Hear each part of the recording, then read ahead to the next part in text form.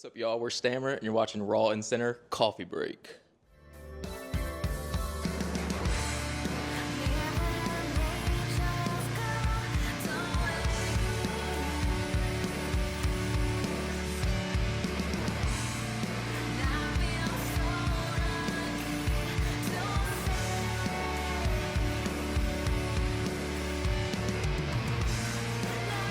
So, welcome everyone.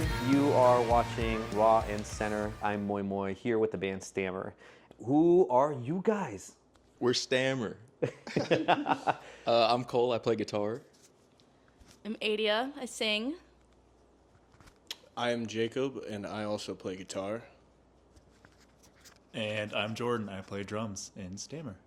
And then we also have another band member that couldn't make it, right? Yeah, our boy Steve, Daddy Steve, Papa Steve. Couldn't be here. What inspired you guys to make music? I guess my story goes back to when I was 4. I saw Kiss playing the halftime show at the Super Bowl, and it just awoken something within me.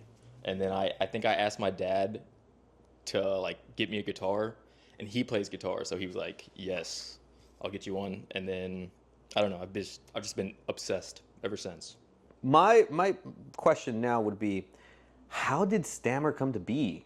Well, I moved here from Virginia Beach, and then I made a post in a Facebook group, and then Steve replied to it, and then Steve knew Jacob, and then he's like, Jacob can be in the band too, and then I met Cole at the Basement, which is like a venue around here to show, and then Cole joined, and then Jordan's our newest member from like a couple months ago, I guess. And so, yeah, I guess it all started from there. Why Stammer? It was originally Swoon for like maybe 2 months, maybe. And then I think it was taken.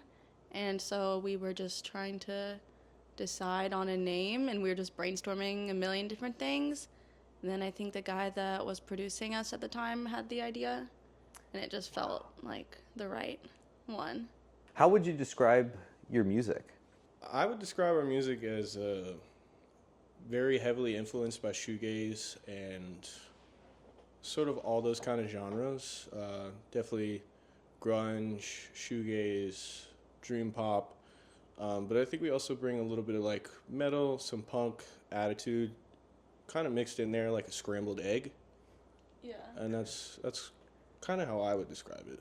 I feel like we mix, like it kind of is a contradiction a little bit, because there's these really heavy guitars and then like very feminine vocals, and I would say kind of like the lyrics, it's very lyrical, I would say, which is kind of different for shoegaze. I guess I'm really inspired by Lana Del Rey, my lyric writing, so I would say it's really feminine, romantic vocals with like heavier guitars. Jacob and I, were metalheads. Like, grew up listening to metal. We've played in metal bands together. So that like we didn't even really set out to try to make this be like a metal adjacent band, and we just we can't help it. Like the metal just has to come out of us. So we're like almost accidentally like a shoegaze metal band with like pretty vocals. And something that someone mentioned to us was that they kind of see us as like a gateway band to heavy music. Like I think of it as like Evanescence. Like when I was a kid, Evanescence was like a band that was like they were kind of pop friendly, but they had that edge to them. And like when I was in middle school, they made me want to be like a little scene kid. I wanted to dye my hair black. I think we all kind of come from a heavier background, and so, you know, if I'm describing it as somebody, it's that kind of same thing. It's heavy riffs with like ethereal vocals. You can definitely hear that. And one of my favorite songs, like the first one that I heard was Leave You For Him. I was left in a state of like a good, positive state of shock. Hearing how heavy the guitars are, but then hearing you sing, hearing your voice, your vocals, and then the lyrics. I was like, oh my goodness, this is it stood out a lot for me. And I noticed that in your guys' bio, you guys have dream gaze, which I love that. I'd never heard that before. And now I wanted to ask, what does the creative process look like? Because you mentioned writing the lyrics and then your guys' inspiration with the guitars. What does that look like? How does it begin, and how does it, all come together? At least for me, I'm obviously the newest one here, but as far as the newer stuff that we've been working on, I feel like it can start with the music, or it can start with the lyrics. Either Adia brings like an idea, or somebody else kind of brings that seed, and we all are able to put our own spin on it and kind of bring our own ideas to the table, where we all kind of have an equal part in the writing process, which I think is really fun. And then sometimes Adia just brings us a song like with guitar and vocals done. We're like, honestly, like done. Like let's make it a full band thing, but it's perfect the way it is. Yeah, it seems like usually like, yeah, either Adia or Jacob will have an idea, and then I know for me, I pretty much just, like, when we have band practice and we're writing a song, a lot of times I find myself just listening to them play the song like over and over and over again, maybe even for multiple practices, and then I just think like, how can I make this like 1% better, 1% cooler by just adding some little thing on top of it? I'm kind of like the Bedazzler. I'm the bedazzler. Yes. Like Jacob kind of holds it down, like with the main guitar stuff, and then I just try to sprinkle on some like I don't know, just interesting guitar parts. I feel like lyrically, and I think this is definitely shown in Leave You for Him, I try to think of something that, or like a line that's worth hearing in your head over and over again, or like singing out loud. And I always think that the best lyrics take something that is hard to say out loud, or like hard to admit, or like almost embarrassing, because I do feel like there's so much music that doesn't always feel honest. It's like, oh, like I don't need him, or like, just doesn't always feel honest. So I guess I just always try to think of like, what is so true I don't even want to like really say it out loud, and then put that in lyrics. I just play. I sit down in front of the computer, and from day to day, I listen, or I try to challenge myself to listen to completely and utterly different genres. I went through a big Quincy Jones phase when we were writing the EP that's coming out. So I just tried to take inspiration from everywhere I could. But more importantly, I tried to take inspiration from everybody in the band. I think everybody in this band is so talented. That's beautiful. And I mean, it's the truth. Fish out the bag. Yeah, but it's true. These people are talented, and it's a privilege, and I think they should be honored for that. So, who are some of your musical heroes, and how have they influenced you guys, your guys' sound, your guys' music? collectively, the idea of when Stammer was fully solidified, it was, bands like, the classics like My Bloody Valentine. But then there's, again, we all kind of come from different subgenres. For me personally, I'm a metalhead, Killswitch Engage through and through. Shout out to Jesse Leach. But yeah, that's kind of how I see it, is we're all very diverse in our genres. I've been playing in bands for as long as I can, and it's the genre spectrum is always like out there. It's never really just like one niche. And when I found this band, I had just come out of honestly basically a jam band, and saw them looking for a drummer, and I was like, okay, I'm down. I like shoegaze. I like, some of the same bands we're talking about. And then I actually hear their music, and I'm like, wait, this isn't washed out and reverb, and I can actually hear the vocals, and this is something unique. This is not just copy and pasting what's already been done. This is that blend of genres that we talk about. So I feel like for me, the band, they're called Nothing. They inspire me a lot. And then Alex G inspires me a ton also. And his music's really all over the place, but he has a lot of like shoegazy stuff too. But lyrically, I love his lyrics, so I would say he's probably my biggest inspiration lyrically. Let's see. I grew up like a hair metal kid, so like that, like I can't help but to, I don't know, that just oozes out of me. Ew. What? Hey. Shut up, Adrian. Also, I mean, I grew up, yeah, I grew up listening to like guitar music and just being obsessed with guitar players. But as I got older, I found myself listening to so much pop music, just living life, like going to parties, you know, like Ray Sremmurd would be cranking, and like, so stuff that's like very simple almost is cool to me. Like I grew up listening to a lot of stuff that had very complicated guitar, and I went through a phase where whenever I wrote something, it was like I couldn't help but to make like the most complicated version of it possible. And then I feel like I kind of matured and realized like, oh, you don't have to complicate music. Like this, sometimes the simpler the better. And it's almost like I think that's something we do well, is like we have an idea and we try to distill it down to like a small gem of what it is, not like too much.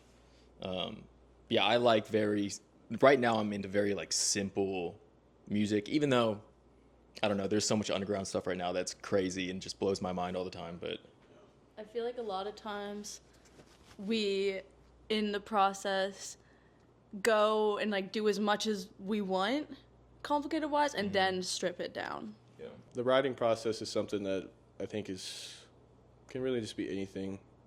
I think for us, the biggest thing is art has no rules.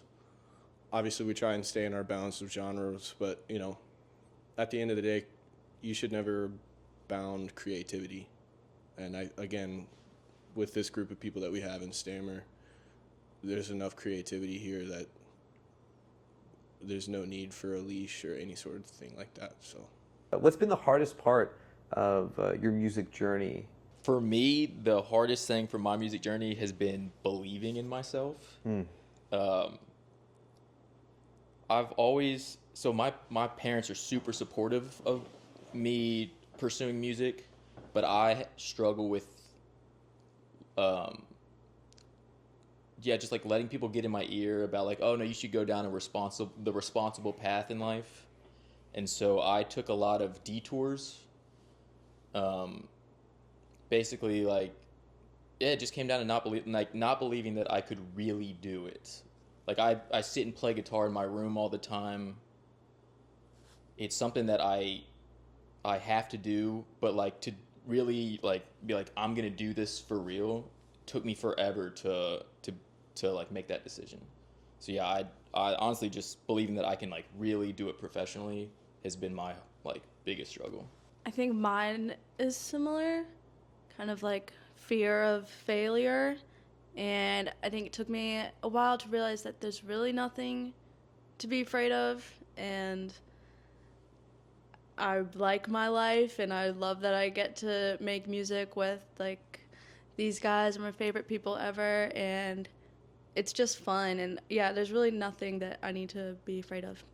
I think as a collective, the biggest hump that, you know, as a band that we struggle with is, you know, really the day job thing, right? Like you're grinding, you're doing for Cole, he has to be at work at 6 a.m.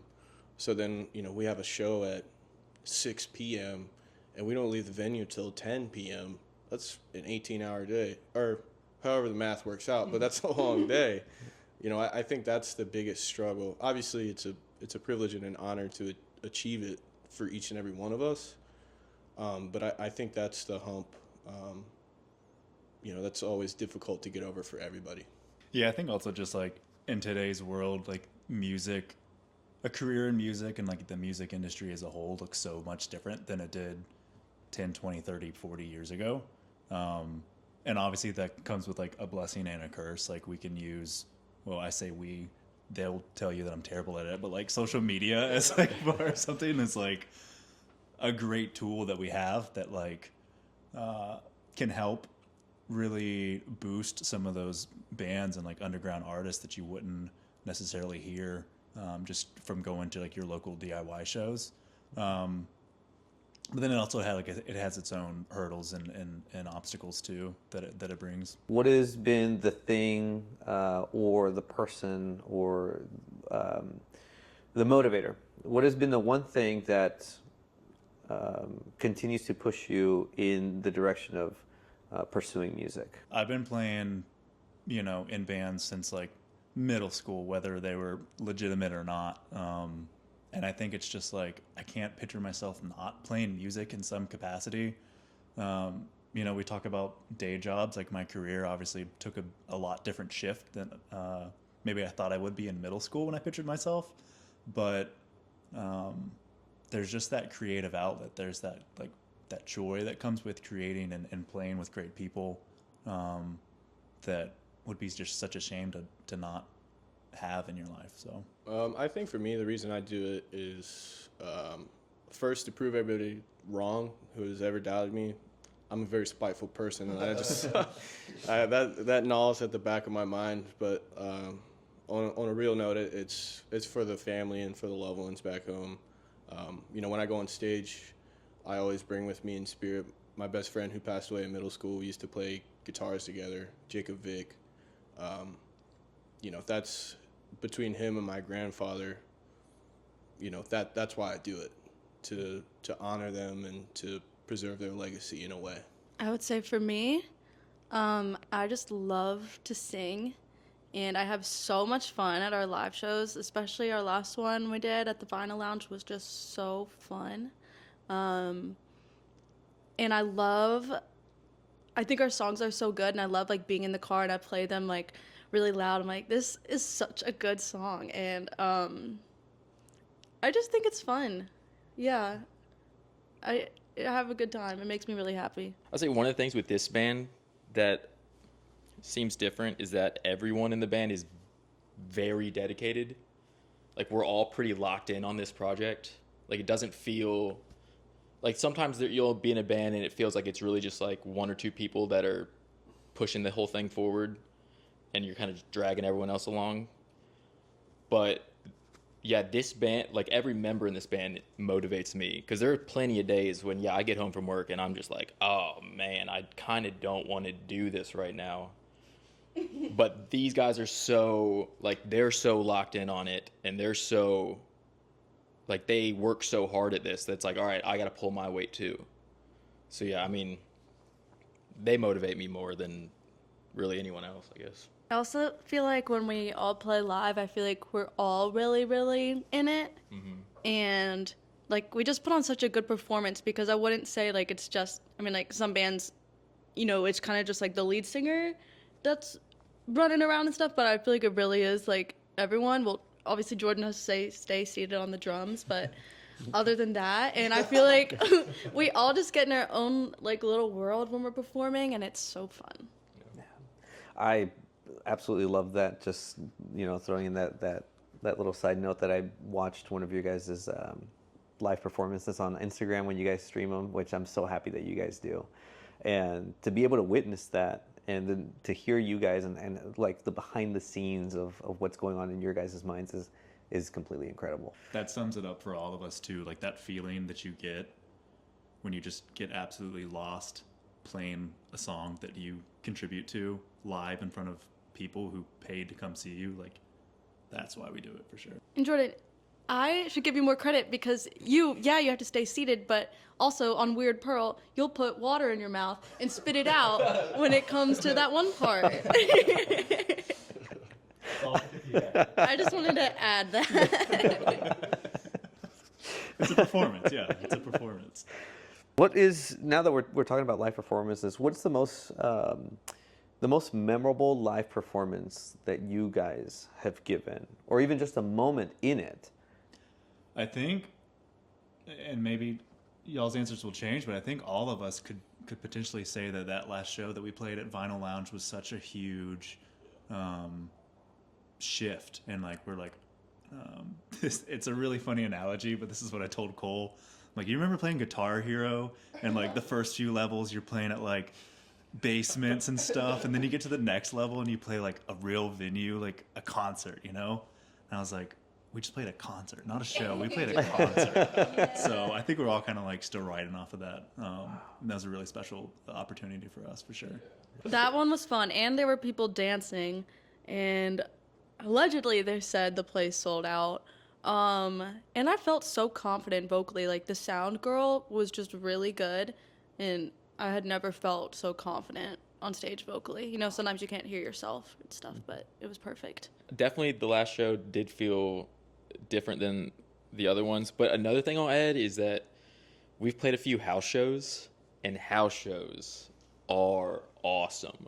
They're so cool. I mean, you could have 20 people in a small room, and it feels incredible. I mean, it feels like, it's like almost like what you dream of doing when you're a kid. You're like, oh, we're really doing this. Yeah, there's just energy at house shows that you can't really replicate. The overall like love for doing music live that I'm hearing behind everything that you guys are saying, and you can see it. You know, even though again I only saw a portion of your guys' Instagram live performance, you can see it, you can feel it, and then just how harmonious the energy is just amazing. And I wanted to also ask that, how has your personal life influenced the music that you create? My personal life has heavily influenced the music that I create. Especially like heartbreaks and stuff. That is a big thing for me that will influence my writing. Sometimes I feel like it really motivates me when like a guy, you know, pisses me off or something. It just like makes me do more stuff. I don't know. That definitely influences it. And I think there's different phases. Like sometimes you're feeling very creative and you're writing all this stuff or painting, and then other times you don't feel as creative, but also those are times when you're supposed to be absorbing the world around you and just taking it all in so that you do feel creative. You have stuff to use. So I think, yeah, it's all very related for me, for what's going on in my life. I pull heavily from my personal life, and in a more immediate response is, you know, shout out to my job and the people at my work who support me and let me do this. Chef Jeff, like, has been one of our biggest fans, just in a passive way, but like, you know, I don't want to take an opportunity from them and fail. You know, I want to be able to prove that their investment of time and consideration is something worthwhile. So that's really what keeps me going. I just like playing the drums. Like, I don't know. If I have a good day, I hit the drums with joy. If I have a bad day, I hit them out of anger. But as long as I'm consistently hitting the drums, that's why I do it. I would say in terms of like the live show, I like when live shows are fun. I don't really like, that's why I feel like I try to put so much into it, and I think we do too, because it's like people took time out of their day, they got dressed up, they did their hair, they could have gone anywhere in Nashville. And you can just listen to music on your phone. Yeah, you don't even have to go out. Exactly. You could sit at home and just have a nice quiet night, but people took the time to go to our show, so it's like, I want to make it worth it for them. Like, it's essentially like, I think of it as like, we're the entertainment for the night. Yeah, I don't know. I want it to be a memorable night. Like, I don't want to bore them, basically. So I really try to put everything I can into it so that, yeah, it's like just worth their time. Whether performing live or creating music or, you know, just rehearsing in the studio, what emotions do you aim to evoke with your music? I feel like when I'm singing, I try to think about a lot of times what I'm singing about while I'm singing it. So I guess there's a variety of things we're trying to push live, because there's the fun aspect, obviously, but then I'm also always trying to make sure I'm also in the song and portraying, you know, feeling what I'm singing. So, and I feel like a lot of the songs do have like a sad uniqueness to them. I would say coming from the metal world, some of the, like when you go to a really great metal show, by the end of it you're exhausted.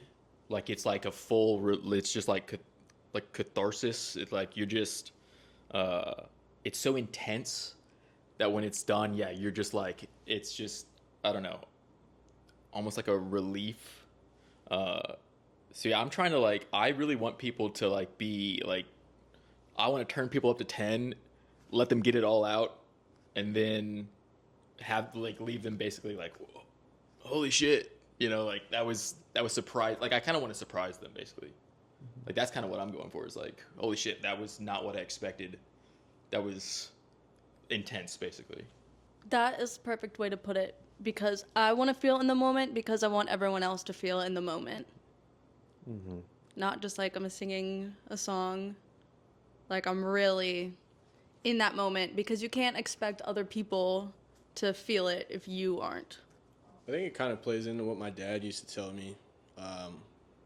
You know, growing up, he used to play music at home in the shed. Shout out to everybody at the shed. But he used to tell me that whenever you're singing or performing for people, you're acting. You know, you got to sell it. You have to be a character, and you have to be the one that they want to see. You know, you got to be Brad Pitt in Fight Club.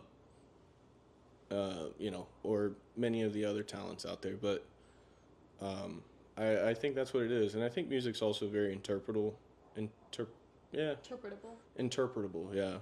I listen to a lot of classical music, and each conductor interprets a piece differently. And I think people can do that with their emotions to our music.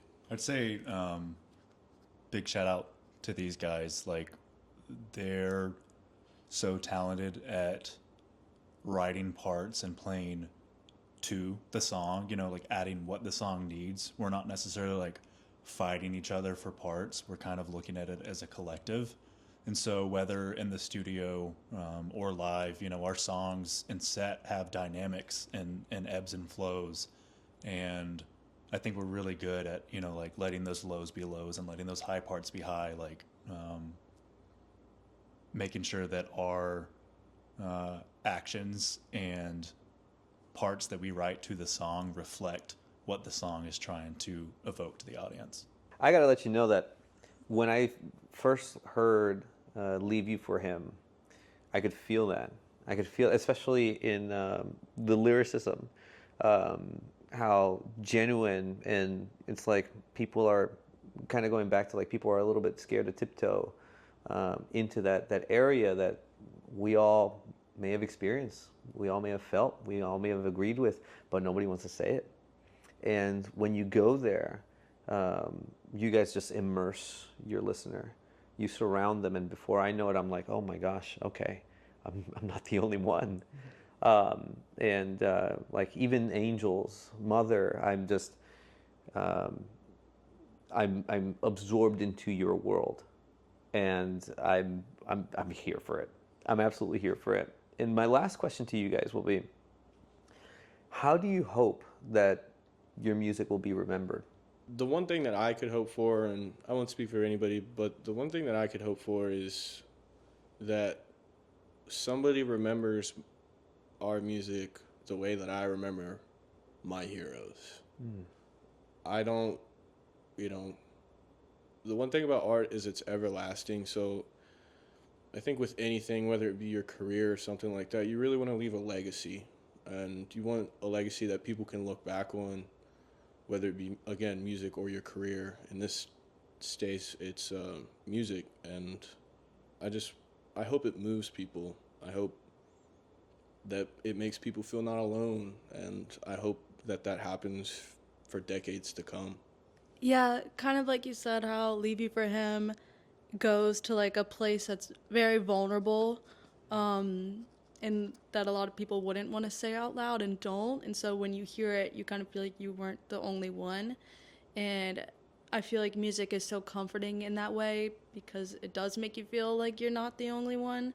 And so that's a big thing that I would want to be remembered for, but also just for feeling immersive and lots of energy, and something that is fun to turn up all the way in the car I mean, yeah, I think we can all agree that like music is such a powerful force and a tool, and I think it's just important for us that we're putting out a genuine product for people to relate to or heal from, or evoke something. So I think emotion and music are so tightly related, especially in our kind of subgenre, that it's important for us to be putting out a good product.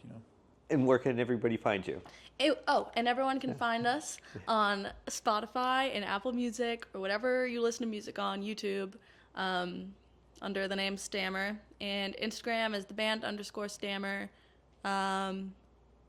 TikTok, Tik- back in the day. TikTok, if that sticks around, I think we're just the band Stammer on there. And YouTube Stammer. YouTube Shorts. YouTube. Check out our music video. Well, thank you guys for your time. I really appreciate you guys. And as always, with all of our independent artists, please feel free to follow them across all their socials. They'll either be in the screen or in the link below. Huge shout out to Stammer for coming out here and agreeing to sit down with us. Definitely check them out. And we hope you've enjoyed this segment of Raw and Center Coffee Break. Perfect. Yeah. Hell yeah. All right.